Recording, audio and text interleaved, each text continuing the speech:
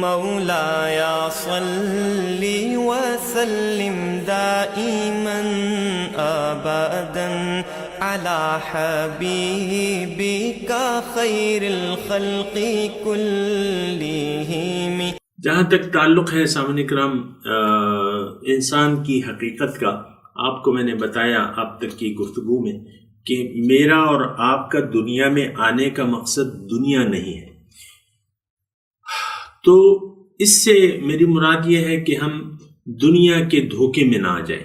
یہ ظاہر جو ہمیں نظر آ رہا ہے بہت اس میں کچھ ہمارے لیے دل فریبیاں بھی ہیں ظاہری طور پہ، اور اس میں کوئی بعض چیزیں ہمیں اچھی لگتی ہیں، جیسے کہ اللہ تعالیٰ نے فرمایا ہے کہ زُيِّنَ لِلنَّاسِ حُبُّ الشَّهَوَاتِ مِنَ النِّسَاءِ وَالْبَنِينَ وَالْقَنَاطِيرِ الْمُقَنطَرَةِ مِنَ الذَّهَبِ وَالْفِضَّةِ وَالْخَيْلِ الْمُسَوَّمَةِ وَالْأَنْعَامِ وَالْحَرْثِ ذَلِكَ مَتَاعُ الْحَيَاةِ الدُّنْيَا وَاللَّهُ عِندَهُ حُسْنُ الْمَآبِ، او کما قال۔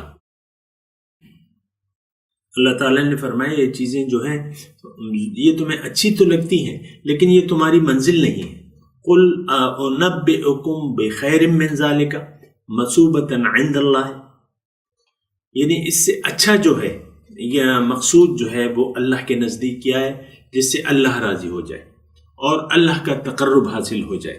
یہ قرآن کی آیات کا مفہوم ہے سامعین کرام۔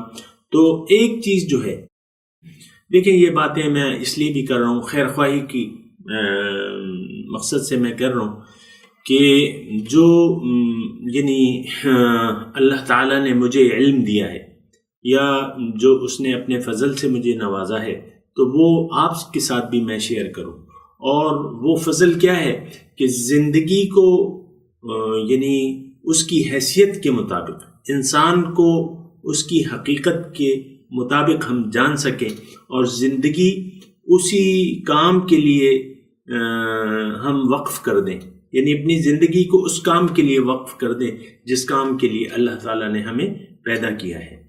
تو بہرحال ایک بات جو ہے بالکل واضح ہو جانی چاہیے کہ ہماری مقصود جو ہے وہ ظاہر نہیں بلکہ باطن ہے، دنیا نہیں بلکہ آخرت ہے، اور ظاہر نہیں بلکہ باطن، اور باطن کی واحد حقیقت کیا ہے؟ اللہ تعالیٰ نے ہمیں اپنے لیے پیدا کیا ہے، لیکن افسوس سے یہ کہنا پڑتا ہے کہ ہم نے اپنے آپ کو نہ پہچان کے اور دنیا کے ظاہر سے دھوکہ کھا کے ہماری توجہ، تمام توجہ جو ہے وہ ظاہر کی طرف ہو گئی ہے۔ تو جب انسان کا مقصود و مطلوب و محبوب ظاہر ہو جائے تو پھر اس کا نتیجہ کیا ہوتا ہے؟ اس کا نتیجہ یہ ہوتا ہے کہ یہ ظاہر میں تو مسلمان ہوتا ہے لیکن حقیقت میں یہ کافر اور مشرک ہوتا ہے۔ کافر کون ہے؟ حق سے انکار کرنے والا، حق کو چھپانے والا اور حق سے انکار کرنے والا، اور اپنے رب کا ناشکر گزار۔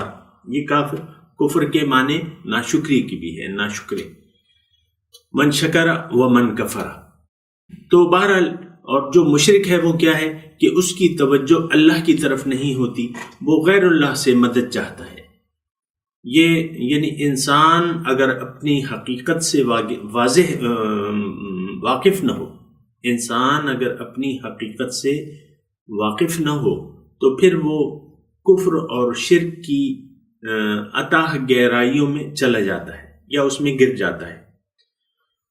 جیسے کہ اللہ تعالیٰ نے سورہ 3 میں فرمایا ہے لَقَدْ خَلَقْنَا الْإِنسَانَ فِي أَحْسَنِ تَقْوِيمٍ ثُمَّ رَدَدْنَاهُ أَسْفَلَ السَّافِلِينَ، انسان کو میں نے بہت اچھے قوام سے پیدا کیا ہے، لیکن اگر اس نے اپنے آپ کو نہیں پہچانا تو یہ اسفل السافلین میں جا پڑے گا۔ جیسا کہ ہم اجتماعی طور پہ آج اسفل السافلین کے مقامات میں بھٹک رہے ہیں، کیوں کہ ہم نے اپنے آپ کو نہیں پہچانا اور ہم نے اپنے رب کو بھی نہیں پہچانا، اس لیے ہم معنوی طور پر کفر اور شرک کی اتاہ گہرائیوں میں جا پڑے ہیں۔ وما علینا الا البلاغ۔ مولاي صل وسلم دائما ابدا على حبيبك خير الخلق كلهم